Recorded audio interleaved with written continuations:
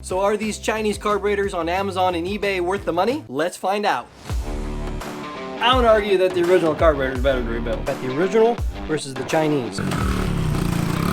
So you're up against a carburetor job on your motorcycle or quad, and you find these Chinese carburetors because they're cheap, and you're weary of rebuilding the original one, or if you want to buy an original one, it's crazy expensive, but you want to know if they work. Not only are we going to see how it runs, but we're going to tear it apart and see what the actual difference is. I'm not convinced that the Chinese carburetors are better. So if you want to go with rebuilding the original one, we'll dive into a couple of rebuild tips. Not that hard, you can do it. And as a bonus, we're not only going to compare this one for the Honda CRF50, but I've got another one that we're going to compare for this Honda 50cc two-stroke street three-wheeler that's going to be in later videos to come. So we've got the original Keihin carburetor of Honda CRF50 versus the Chinese carburetor.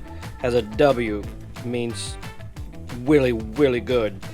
From the outside, they look the same. All the ports and whatnot are all in the same spots. This one includes a new cap, but the original Honda one, the cap does not come off of the cable, but they interchange, no problem. Now let's tear them apart.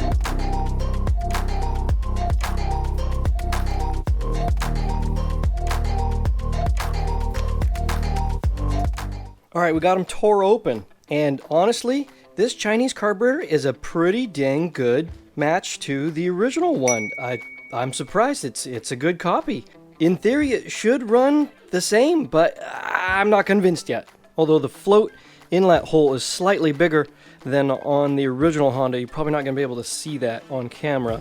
So it has the potential to flow more fuel, but it's a 50cc, so you probably don't need it. The original main jet on the right, slightly smaller, about one step bigger.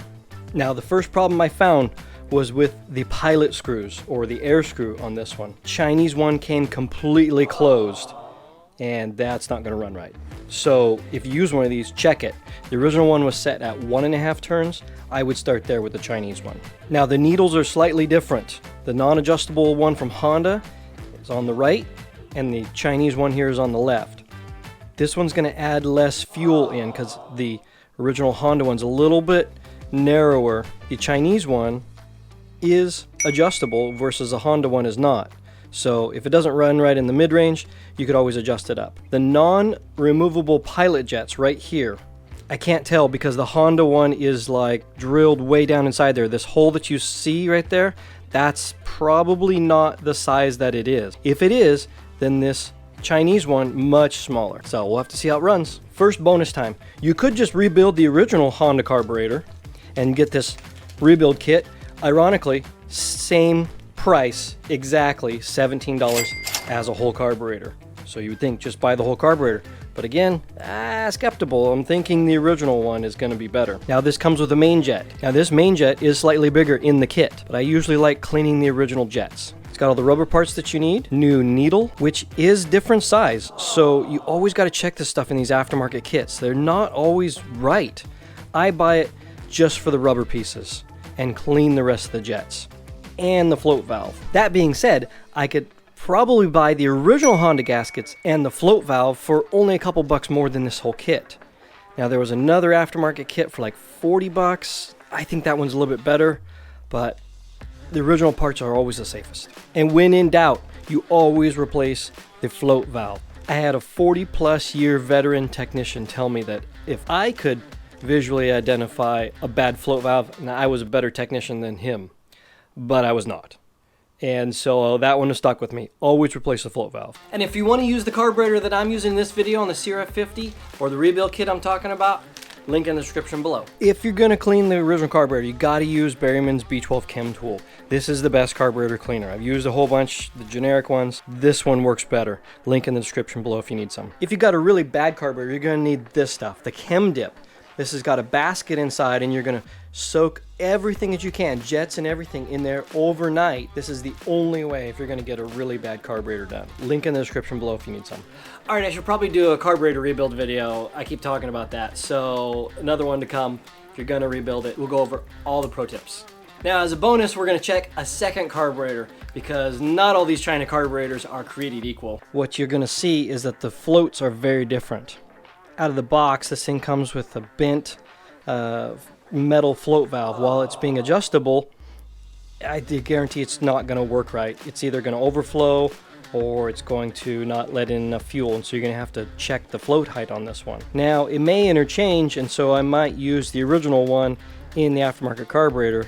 The other differences you're going to see are the needles. They're close, but not quite the same. Main jets, again, bigger on the aftermarket one. The bodies on them are a little different. It has this extra port here on the aftermarket one that's just going to need to be capped off. The inlets are at a different angle here, so the hose will just need to go a little different. The aftermarket one has nuts on it. It must be a boy carburetor, whereas you might need a little bit longer bolts to reach through to get to those threads. All right, well, let's slap this thing on there and see how it runs. Ha! I found something. I knew I didn't like them, but we're gonna try them anyways. The threads on the air screw I cleaned up with a wire brush, seated the thing much better. It may not have actually been seated in fully, so the threads were bad. And the drain screw on the bottom, also threads jacked up on it. Tightening it, it's like gonna strip it out. It works, but it's not good.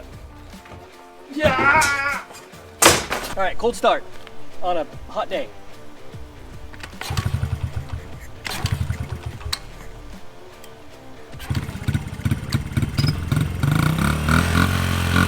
Didn't need idle adjust.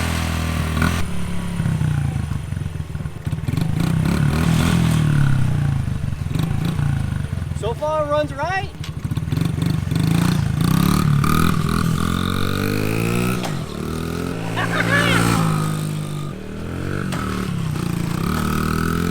I would say it runs about the same. It's a win. 17 bucks, how can you go wrong? Oh look, this one comes with a funny little button.